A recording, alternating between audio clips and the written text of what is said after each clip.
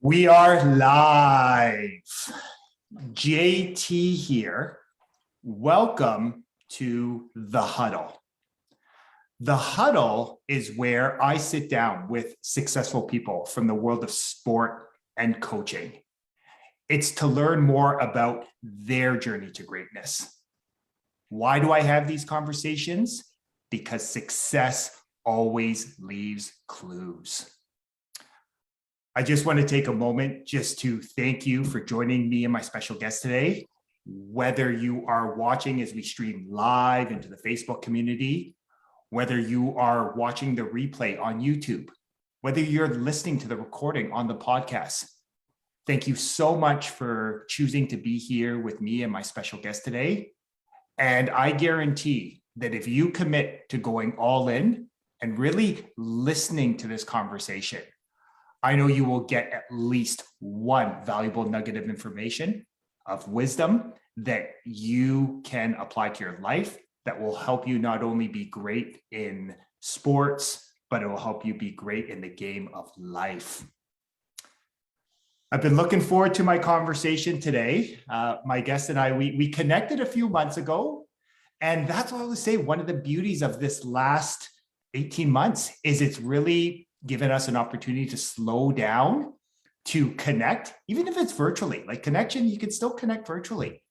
And it really allowed us to realize that, yes, we have that connection, that connector, that Western football brotherhood, but our paths have come back together here.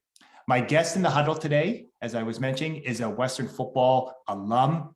He is the owner of Red Line Athletics Canada, where he is changing lives and up to lots of exciting things. My guest in the huddle today is Brent Barrett. How are you today, brother? JT, I'm good, man. Thanks so much for having me. Oh, you know what, brother? Our conversations, we've had some great conversations, and I thought, you know what, we just got to share a little bit of greatness with others and help be that shining light for someone else today. Absolutely, man. I couldn't agree more. Okay. First things first, brother, I want to take a moment just to send you some gratitude. Again, I know it's an interesting time right now in the world. So I'm just so grateful that you were able to carve out some time to share your journey with me and our community today. And thank you for blessing us with your presence. The pleasure is all mine, JT. I love what you're doing out here. I'm a subscriber. I follow your show. I watch what you do, and bro, it's awesome. I can't extend just how happy I am to be here, man. I love what you're doing. Awesome, brother. I appreciate that. Thank you. So one of the first things that I always like to remind people is that life is a game and games are supposed to be fun. So I'm curious, what is an interesting fact, maybe like a fun quirk that you have that you would feel comfortable sharing with our community? Fun quirk. I have some pretty crazy food addictions. I'm addicted to Gatorade. Like, I'm absolutely addicted to Gatorade. I haven't had it in over, a year and a half or so. It's not great for health, especially after playing, right? Yeah. But yeah, I'm addicted to it. And Okay. and I'm addicted to sherbet as well. Okay. So these are things that I've had to manage throughout my Well, it's funny that you mentioned that, right? It's a little bit easier when you're active and you're that high level athlete because you just burn everything off. Where when we get a little bit, let's say a little bit later in our journey, got to be a little bit more mindful, intentional, right? Exactly, man. It's different when you got a dad bod. You got a dad bod, you got to take it easy and stuff like that. I love it. I'm curious, what's your flavor of choice? Is there a flavor? Probably orange. Okay. I'd probably have to say orange, man. Okay. Hey, you know what? Orange is, as my wife tells me, that scent of orange is abundance, prosperity, wealth. So, hey, maybe that's why, because you've built such a wealthy life, brother. Well, I think it's a good way to chase prosperity through orange sherbet. So, hey, I love it. Okay. Yeah. So, what I would love to know, brother, is you had a successful career first as a high level athlete. And then you did the corporate thing for a little bit. And then you sort of transitioned back into working with high level athletes and other coaches. So I'm curious, sport has obviously played an important role in your life. It still does. What is the biggest lesson that you've taken from sport that you still apply to your life today? Never quit. Never quit. And you kind of you get that from sports, and football players are particularly stubborn for for not quitting even past the point of lunacy, right? Yeah. So I would say again, just don't quit. Things happen. Things may not work out the way you wanted to, but life keeps going and the world keeps going, so you can't quit, right? Yeah. That's probably the biggest thing that I've kind of carried with me from my sports life to other lives, my corporate life and all these others, is just don't quit. Like, even if you're down to your last positive thought, man, just don't quit. And I love that you share that, right? Like that persistence muscle, right? And I love it. In the book, Think and Grow Rich, Napoleon Hill talks about like that persistence muscle is so strong, right? Like you have to have that to be great, right? No ifs, and, or buts. So I'm curious, you're an owner of, in the fitness industry. Yes. Your industry has been challenged the last year and a half, right? Like it's sort of been this roller coaster, ebbs and flows, challenge, obstacles, setbacks. How has that persistence muscle helped you during the last 18 months, last couple of years? Well, we're in such uncharted territory with this whole pandemic, and it came out of nowhere. Like, pretty much we opened in December 2019, and the pandemic was 3 months later, pretty much. And it's just such uncharted territory, man. The biggest thing has been, again, not quitting. I've had quite a few suggestions, through my team and through loved ones, saying, yeah, maybe it's not a good time to be in fitness. Maybe you should just cut your losses, close down, just go online. And I didn't really want to do that. It didn't feel right. So I just didn't quit, man. I didn't quit. I found ways to kind of increase our influence and let people know what we're doing. We've had to find new ways to try to reach athletes that were now basically all at home. And it was, and you learn things, going through that, you learn things. And just kind of speaking to people online and connecting with people online and connecting with, old friends and stuff. Bro, that's how I found your Instagram page. Right? I was like, I remember the day. I was like, yo, Tsui, what's Tsui doing? Yeah. And I see you meeting with all these people and talking with all of these really dynamic people. And that, it's just one of those, like, I look back on the fact that, yeah, like, instead of packing it in, I kept on pushing and networking and allowed me to reconnect with you, which is great. And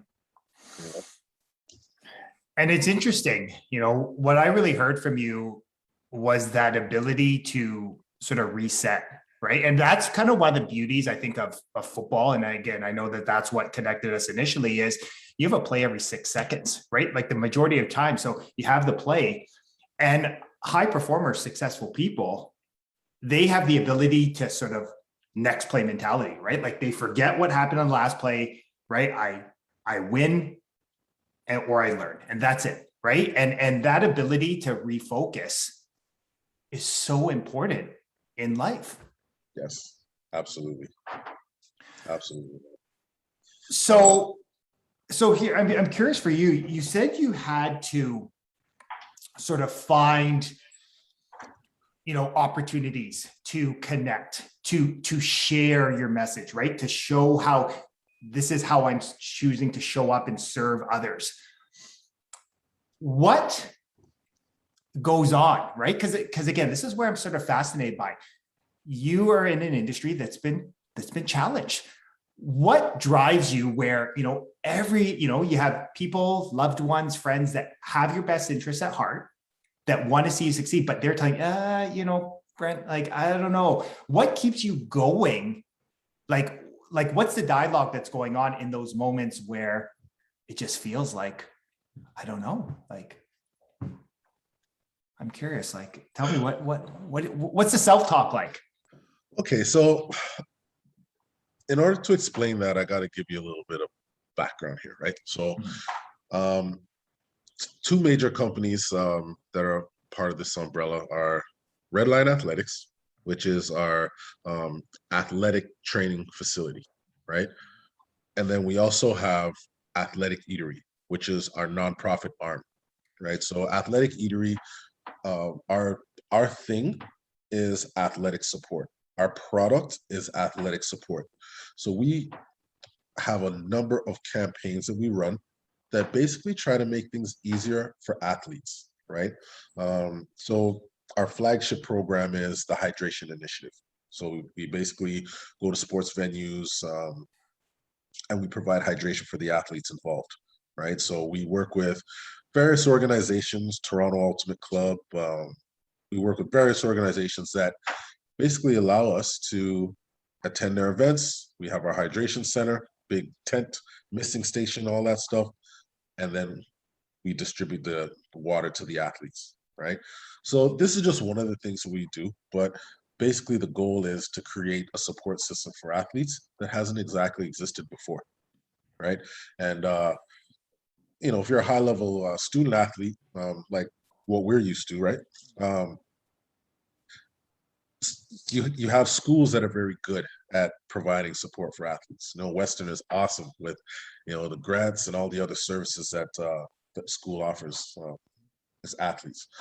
But I'm trying to do something that is not exactly through the school, right? This is a body on its own where whatever your station as an athlete, you can get help, whether you need help with concussion management, whether you need help with your hydration, whether you need help with finding a position, finding a job, like anything, right? So my drive, to get back to your original question, my drive is I want to see this support system roll out across Canada. Like I have a goal to see a national program here where we have hydration and we're hydrating athletes and making sure that nobody gets dehydration and all sunstroke and all these things, heat stroke and stuff like that.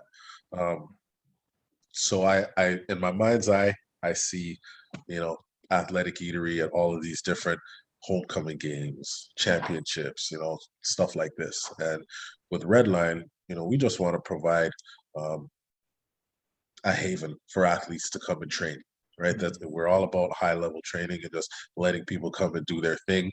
We also train the athletes, of course, but we rent the space out. We let athletes come and train rather than going to a good life and, or somewhere distracting where there's a lot of people, et cetera, et cetera.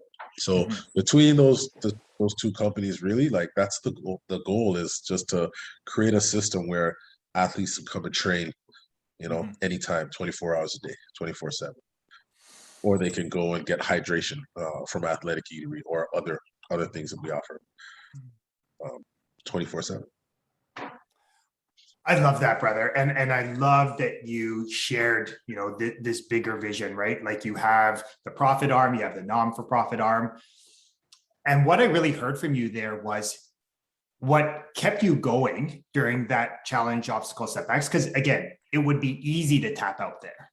But that's why I love, as you were talking about, like that athlete mindset. When you've played at a high level, you learn that no, there's like, you can turn pain right into your purpose. Yes. And what I heard from you there was the Athletic Eatery, Redline Athletics, it became bigger than you. So you just knew you had to show up to serve the athletes. Yes. Okay. Absolutely. Athletes we usually have support systems that involve our families, siblings, friends, and stuff like that. And it's great, but doesn't always it doesn't always provide the support needed. Um, Certain areas of your career, certain times of your life as an athlete, you need a little bit more support. And that's what we're trying to do, man. That's what I'm here for. Okay. So you mentioned you have it. I know we've chatted before. You have a number of different ways in which you're supporting, the hydration, right? In terms of jobs, what has been, I'm curious, the one initiative that maybe has brought you the most joy? I know they all brought you joy, but what's that one where you look back and go, oh, like it brings a smile to your face. It just speaks to your heart. You're just like, it just reminded you, this is why I had to take this journey. Well, you know what? I would say the hydration initiative, man. Like I love when I even when I used to play, like I try to take care of my teammates, hand guys water, stuff like that. Even though you're worried about what you're doing, when you go in next and when you're on the field again, and you worry about your own stuff. But I've always, cared enough about my bros to try and make sure that they drink too, so that none of us get heat stroke and dehydrated, stuff like that. So um, I draw great pleasure from being able to make sure that people are on point, they, drinking their water and staying strong, staying alert. So kind of seeing how the hydration initiative has unfolded and how some teams and some programs have come to really embrace it, and they like the water and they like having that water available when they're training. Like it gets me excited, man. I love seeing it happen, and I love seeing it grow. It's interesting, like as you share, what really came up is it combines some of your passions, your passion on how to really, optimal peak performance for the body, right? To give it what it needs, the support it needs. But then it's also this greater one about being of service, of truly helping, extending your hand to another human being, right? And mirroring those two, service the human body. And it sort of birthed this new hydration initiative. Yes, I think that's a great way to explain it. We're trying to help in the most important way, which is nourishing yourself, and making sure that you're healthy, right? So we just provide that platform where you can get some high quality H2O, like Bobby Boucher would say. Yeah. You know? Yeah. So I'm curious, you mentioned that, there have been some teams and clubs and organizations that have been very open and very supportive of this movement, right? This initiative. What has the response been like? Like what is it something that people just need to be aware of, or like, are people ready for, this different way of thinking from your experience? I've found that there's been such a wide spectrum, of response to this sort of program. Yeah. Some organizations love it, and they are all about getting that hydration piece outsourced, because coaches have enough on their mind. Like coaches are worried about game prep, game flow, all that stuff. Players are worried about the same. Nobody really drinks as much as they're supposed to, so it's like having somebody take care of that and make sure, like, nudge guys, put a bottle in their hand, stuff like that. Like that's I think that's what's needed, man. Like OIFA, which is an amazing organization, and Olivia, the chairperson, they've been great. They've really embraced what we're trying to do, and we plan on providing hydration for some of the OIFA events. They've been awesome. Toronto Ultimate Club, Ultimate Disc Club has been awesome as well, and we're looking to work with a few other disc programs within CIS and OUA, and I think I think it'll be good, but we've also come across organizations that don't want to spend money on water. They're like, nah. They're like, it's okay, just we'll give them the Nestle or Yeah. tap water or whatever. But the thing is a lot of organizations use Gatorade and use these other additives, and Mhm. it can create issues in the long term, right? Like my Gatorade addiction at some people. Yeah. And I know a lot of athletes like that, male and female. They've been drinking Gatorade for so long that it's hard for them to stop, and it's like it's not really healthy for you, especially if you're not um, experiencing the exertion Yeah. that you may have in sport, right? So Yeah. rather than spending money on that sort of thing, like I kind of prompt organizations to, get some solid water, get some, oxygenated water, get some alkaline water, some of the things that we offer. And like some people are cool with it. Some people are looking at this as a whole new paradigm. Yeah. But others are kind of in the past a little bit, and they're not interested. They're like, no, we're Yeah. just gonna do what we've been doing, and we'll just keep going that way. You know. It's interesting that you share that, right? A couple reasons why I find it interesting. I chatted with Olivia in the Huddle earlier this week, and we were chatting about, just the experience with women's football and the different avenues. So that was the one. So it just reminds me of life is all divine timing, right? Like things happen when they're supposed to. Second, I realized, the disc, the women's football, these are very progressive. These are very innovative changes that are happening in the sports world. So It's interesting that because those organizations are sort of in this process of growth, of change, of innovation, of pushing, like you said, those paradigms of what, of the old ways of thinking, they're more open to bringing in new ideas such as yourself. Yes. There's definitely a connection there.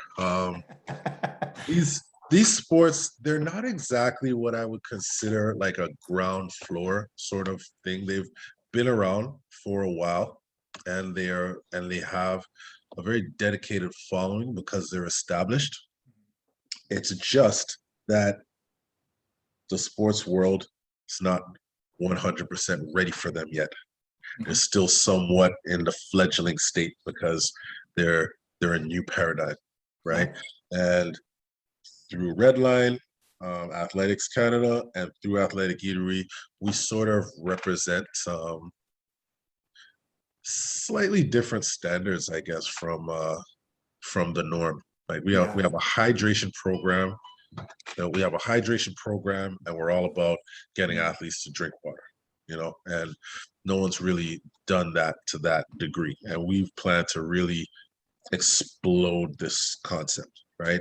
And then with Redline, we still carry weights. We still use all sorts of different resistance training options, but there's certain things that we're not really into. Like we don't have a bench, right? We have other alternatives to building the shoulder girdle and the upper body power, because benching can create issues over time. So we don't really have a lot of machines. We don't really prompt our athletes to lie down in order to get stronger. Like we have a lot of ground-based, standing strength movements, strength training movements, where you exert your power against the ground, right? And again, we see it as somewhat of a new paradigm because we're not prompting our athletes to get down on their back in order to work that vertical strength. We want standing, right? So between the ways that we work with athletes in Redline and the way that we're trying to help athletes with Athletic Eatery, we just find that it's exciting to work with these organizations that are also trying to get out there and spread the glory of their sport and culture, right? So it works perfectly. And we plan on working with a lot more traditional sports and traditional models as well. It's exciting to lead with these guys. It's exciting to get into it with these organizations that you've mentioned. Yeah. Well, it's what I love about that is just like that simple idea of, a closed mind can't accept new ideas, right? Yes. And like a mind has to be open for possibility to happen, right? For new experiences, for new people, for new opportunities. So that's what I'm really getting a sense of, is just how open to possibility you are. So I'm curious, around the same time we connected, I started to connect with some other people in the sport community, specifically the football, that are looking to bring some of these new ideas and these new ways of serving athletes, these new ways of growing the game, and just about innovating and adapting. In your opinion, why is it so important that we start to give more people a place at the table, right? To be open to new ideas as we sort of embark out of this last, we'll just say, interesting time in human history. Well, I love football. I love working with athletes. I love working with all athletes and working on, power and explosion, fast twitch, mental training, stuff like this, right? But I have a special passion for football, and I think football is in danger, right? And when I say football is in danger, I think football is in danger of dying, and there are a lot of people that say that football is dying. I don't think football is dying, but I think football is changing, right? And in this whole, cancel culture, there are certain things that have typically been a part of the football culture that just it can't happen anymore, and I think, back in the day, when I was younger, or kid or whatever, ignoring water and ignoring hydration was commonplace. Like, you didn't get to drink unless you earned it, right? And it's like, I mean, it makes tough athletes, but not everybody makes it out of that situation in a healthy way. There's been a lot of, heat stroke issues and dehydration issues. We've lost people, and I feel that all of that has to change, and it is changing, but it's just the onus is still on the coaches, and the onus is still on the program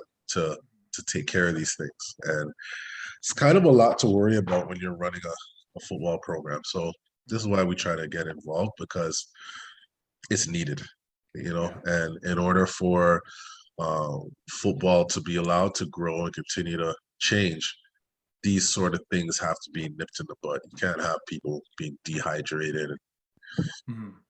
not able to function the next day, or having to be put on IVs and all this kind of stuff. That's not supposed to happen. Yeah. So, No, it's interesting that you bring up that idea about, simple things, right? Like, again, things grow and evolve, right? And like you said, there, that used to be the idea that water makes you weak, right? It's like almost laughable now when you think about it. absolutely, man. But when I think of like the 20 years of coaching, especially as I saw this, our understanding and awareness of concussions start to come up, I remember saying to athletes, like, you have to be on point with your hydration, your nutrition, your sleep, because we are in a day and age where, one, I have a responsibility to make sure you are, well, but you need to understand that if you're not taking care of, hydration, food, like, those signs can get, mistaken for concussion. And then all of a sudden you're going down a different path. So it's just interesting. Like, it's really, it's putting the athlete at the center, but really making sure that we understand and really make sure that it doesn't get blown up into a bigger issue that it needs to be. Yes, yes, Right. yes, yeah, absolutely. Absolutely, man. Like, food is important. Like, food is important. Sleep is important. All these things are important. But I think that the hydration piece is the thing that can make the most difference in the fastest amount of time, Yeah. right? Most of us are, especially as student athletes, most of us are sleep deprived, right? most of us, have some sort of issue with food. Maybe we can't eat before games, or we don't eat during exams, or something like this. And our bodies adjust to these things somewhat. But water, dude, if you don't drink water this morning, by this afternoon, you're having a problem. You can't even think, right? So it kind of makes it the most important thing, but people do not see it as the most important thing. Right. And that's where we come in, man. That's where we come in to try and provide that awareness and let people know just how important it is and just what it can affect. Like just like you said, concussive symptoms can often be, mistaken for concussion when it's a dehydration thing, right? Um, Depression. You'll have athletes going through all sorts of depressive episodes. It's because they didn't drink. Mhm. They didn't drink water. And there's a whole day before practice, and there's a whole morning before practice, and like afternoon and night after practice where you have to be hydrated. So that's yeah, it's important stuff, man. Yeah. Yeah. I love it. It's just, it's fundamentals, right? Yes. So I'm curious, as we come out of this time, I'm curious, you support athletes, right? Like I view what we're doing here, these conversations. I mean, we all have the same interest and passion. We want to support and serve athletes. I'm curious for you, what needs to happen for us to continue to grow this game? Whether it be at the city level, whether it be at the provincial level, what do we need to do in order to really help introduce this game to more people, right? To share this beautiful game and all these inherent life lessons that we've gotten from this game. Like how do we grow this game? So, okay, so this is the thing. So football is growing and changing right now, as we've, established, right? Um, so what that means is the touch game exploding, right? The flag football game exploding. You have Coach Cannon at elite football training, and he's taking things to a new level in Canada, right? You have other places as well. You have West Toronto Prep, guys over at Football North, off the block football. Like these guys are helping. They're helping to develop, the touch side of football, and that's great because less concussions. I mean, in theory, right? Yeah. Less concussions, a lot safer, right? It allows people to walk away from the game without sometimes debilitating injuries, right? Which is great. The issue is we still have to deal with a lot of the problems that we're experiencing within football that we haven't really found a collective solution for, right? Concussions, right? I don't want everyone to stop playing tackle football and everybody move to flag or touch because we don't solve the concussion issue within our community, right? So these are the kind of things I think need to be dealt with. And the hydration initiative,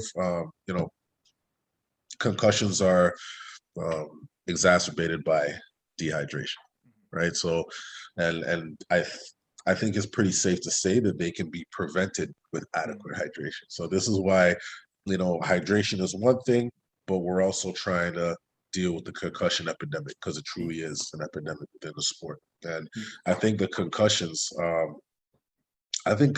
could be the death of tackle football. You got the GOAT himself, Brady, saying that, look, my kids are not going to play football, right? And we'll see, obviously, but I don't want that to be an option. Right? Yeah. I don't want that to be an option, man. Like these kids need to play football. Kids need football, Yeah. right? So it's just a matter of dealing with some of these things that are creating such an issue within the sport, right? So I think that if we can save tackle, right, by focusing on some of these things, I think that it will allow the preservation of tackle and it'll just help feed people into the other iterations of the sport. Yeah. Well, I love that. And a couple reasons why I love what you were sharing. The barrier to entry, right? We're looking from an economic standpoint.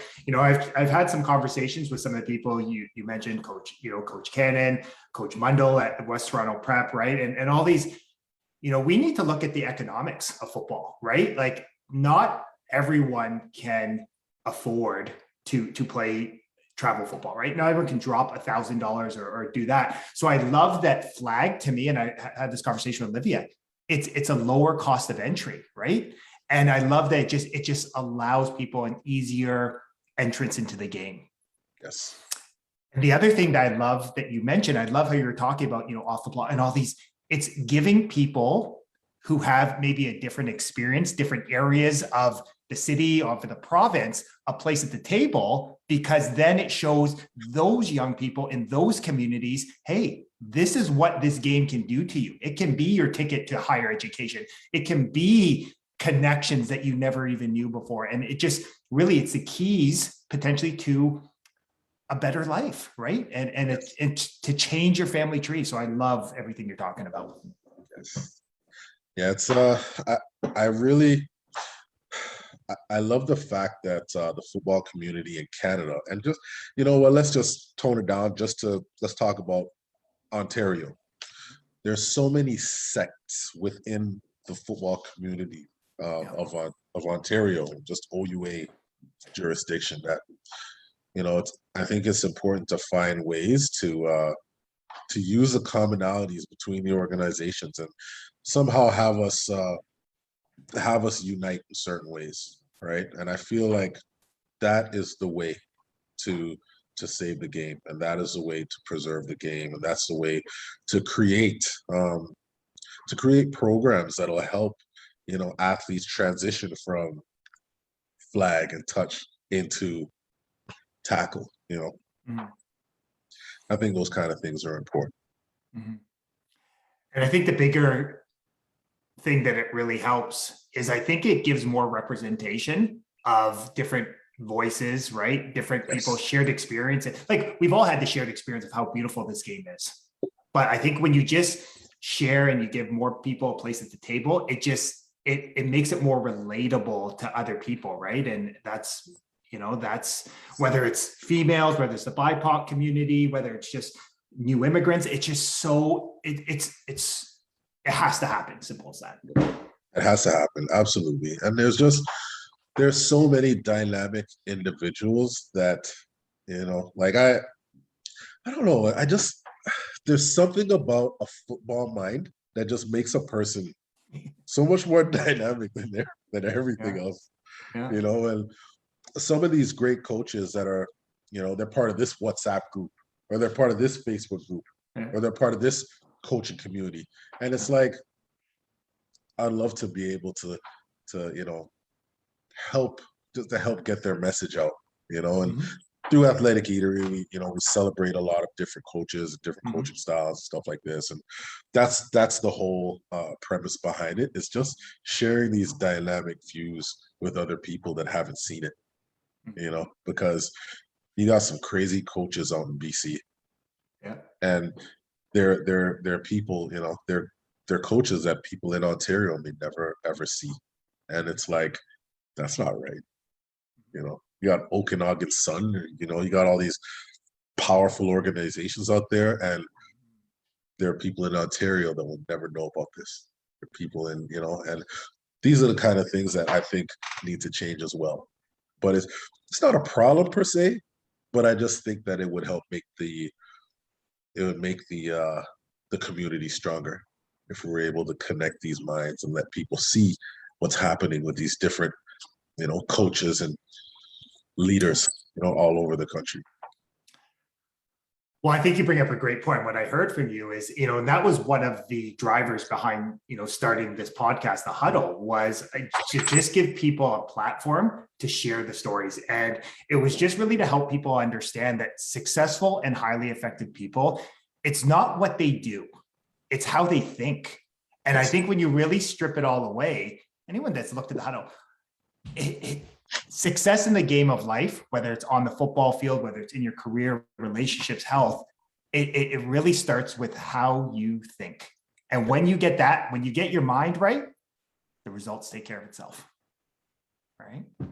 Yeah, absolutely, man. And bro, the huddle, it couldn't be. Listen, man, I gotta tell you, I love what you're doing. Again, I gotta tell you again, man, because sometimes you don't get the right props, right? But I gotta give it to you, man, because the huddle is an amazing name, and us as football players, we know what goes on in the huddle, right? It's like the whole world happens in that little huddle, that little section of time, those few seconds before.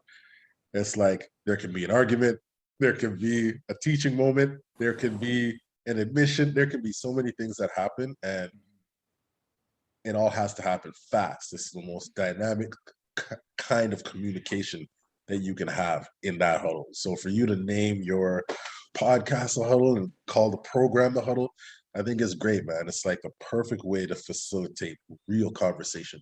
So I love it, man. Love it. I love it.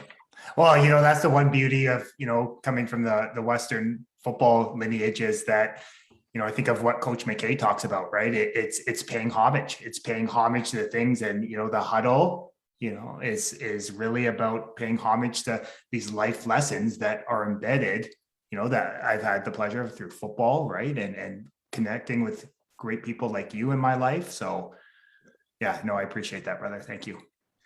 Western football tradition, strongest tradition in the CIS. Every Thursday, we have to run that hill. We got to run that little hill. We got to touch that tree. Yep. And Coach Haler, who was, he was the king when I was playing.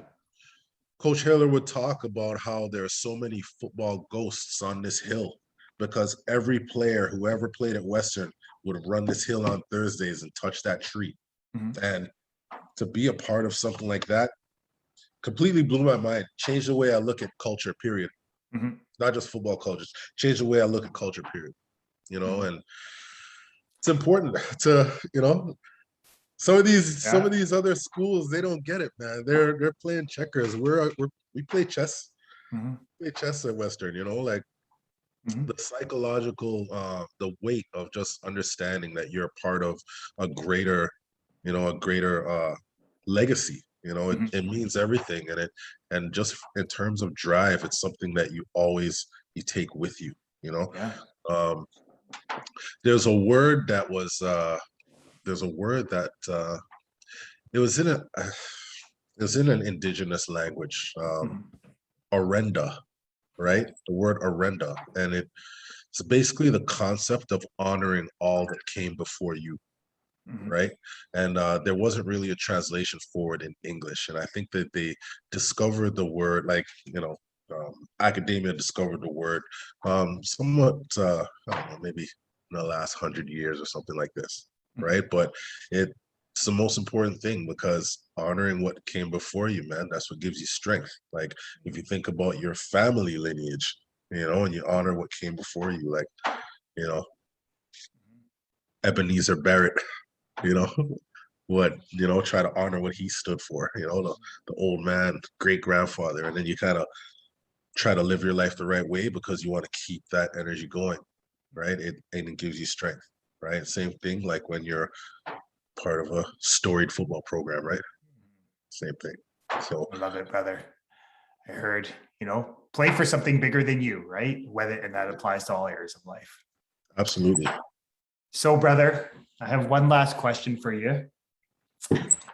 As we were talking about, the last 18 months has been an interesting time in human history. What it's reminded us is that challenges, setbacks, obstacles, they are part of the game of life. It's not that we want to expect them, but we just understand they will pop up from time to time. So I'm curious, what is a suggestion, a piece of advice that you would give someone that's maybe going through a challenging time right now? One focused action that they could take today to get back on their feet, to create some positive momentum, and just get back on their journey to greatness, what would you offer them? The first thing I would say to anybody that's going through anything, any kind of troubling time, first thing, take a deep breath, have a sip of water, and believe in yourself even when no one else does. You know, you can't lose a belief. You gotta believe in yourself. So that's it. Simple. Simple. Keep it simple, simple. Yep, simple, man. Just get that water in Yeah. and believe in yourself, and that's it. Right? Whatever it is that you choose to do, whatever it is that you need to do, whatever it is that you do, believe in yourself. Love it. So, brother, how can our community support you? How can people connect with you? How can people support Redline Athletics, the Athletic Eatery? What is the best way for people to connect? We're out here, man. You can find us on Instagram at Redline Athletics Canada, at Athletic Eatery. We have an online store. We sell our water online, so we'd love to get it to whoever needs it. Athleticeatery.ca. But just find us on Instagram, find us on Facebook, Athletic Eatery on Facebook, Redline Athletics Canada on Facebook, and we'll go from there. Yeah. We love to connect with the community. We love to hear from people. We love to make things happen. So give us a shout. I will thank you for sharing, brother, and we'll be sure to share it all on the description section of the podcast, on Facebook, on YouTube, and just help build the bridge, brother. Okay, that sounds great, man. So I really want to take a moment just to acknowledge you. I want to acknowledge you for the man you are, the dad you are, the coach, the mentor, the brother, that Western brother, but most importantly, the great human being you are. The one thing I've really come to appreciate and seeing you since we've reconnected is just how much you want to serve people, how you want to support people on their journey in whatever capacity they need, whether it's through the training, whether it's through hydration, whether it's connecting them with a job. It really reminds me that that's what gives life meaning, is when we truly give ourselves to be in service of others and helping other people reach their next level of greatness. So thank you for that reminder, brother. And I'm so enthused that we've been able to reconnect. Thank you so much, man. Thanks for having me on here, and thanks for talking to me. And keep up the great work, man. You're doing awesome, man. Bro, back in Spanish class, 20 years ago, I didn't know it turned into this, dude. I didn't know that, like we'd be working together to spread the positive energy, man. And it's awesome, man. I'm proud of you. I'm proud of what you've been doing, and I'll see you soon. I'll see you one of these days. We'll hook up. I love that, brother. So here is my challenge to each of you. As I remind you every time in the huddle, knowledge is potential power. It's the consistent and focused application of that knowledge that actually creates great results. Coach shared so many valuable nuggets of wisdom. Take one of them and go do the work and apply it to your life today so you can reach your next level of greatness. Have an amazing rest of your day, and we will chat next time in the huddle.